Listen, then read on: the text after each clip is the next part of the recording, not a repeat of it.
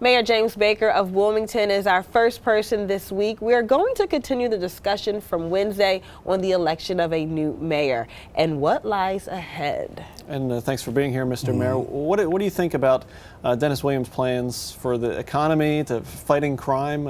They're just plans right now before he becomes officially mayor. Well, I think that Dennis will learn quickly the difficulties of being mayor and the difficulties that the city is really facing. Because after you get through with the campaigning, you have to deal with reality whether you like it or not. And I think that as long as he picks good people, he'll be able to move the city. But the problem again is that the financing base of the city is too weak. We're too small to keep up with the ever escalating costs. Our health costs have been going up on an average of 17% per year. If you look at the debt service, if you look at the pensions, and you look at all of those different costs and keeping up with your infrastructure, the streets, the water, the sewer, all of that, you've got to figure out how to do that. And there's only a certain amount of money in each. For example, our operating budget is only $142.9 million, and our water sewer is $68 million. But you really need somewhere probably about $150 million right at this point. And how do you get to that point? So the new council and the new mayor is going to have to wrestle with a budget of, do we raise taxes or do we lay off and cut back and do all these things to try to contain? The problem with that scenario is once you start losing your services and trying to cut, every politician you talk to talks about cutting the budget. And I don't know why you elect those fools, because it's really nonsensical. We've cut $10 million out of our budget over the last 3 years. You can't keep cutting. So quick question for you. How should the new mayor deal with city council?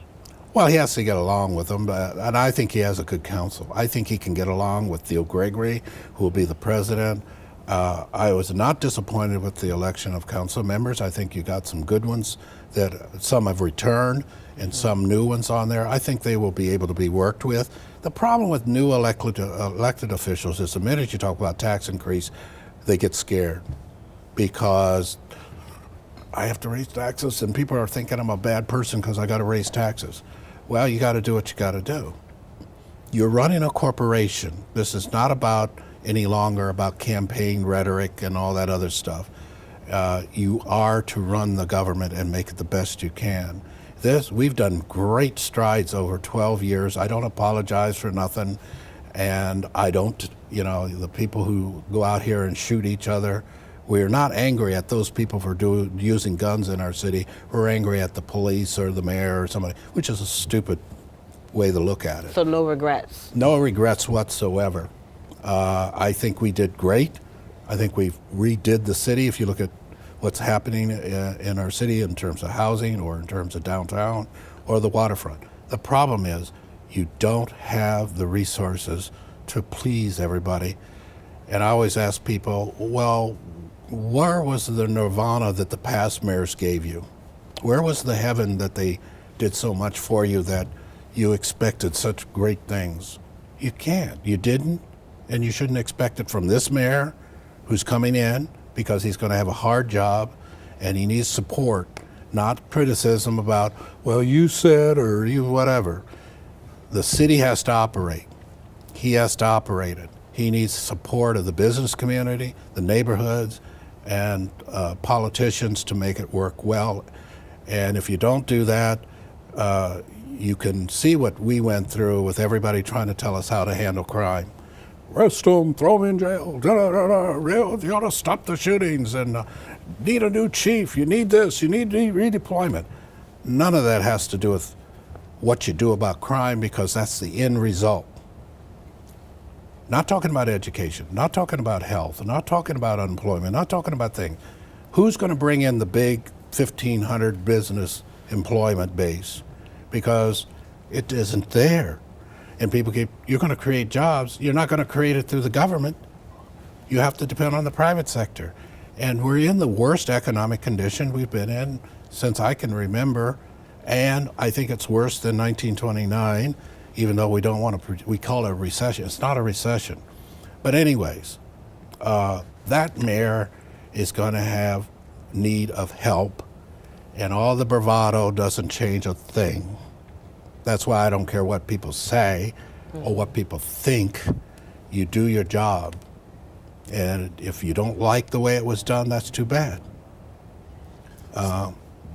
If you expected Obama to save you because he was an African-American president, then you're a daggone fool, because he can't do it, wouldn't do it anyway.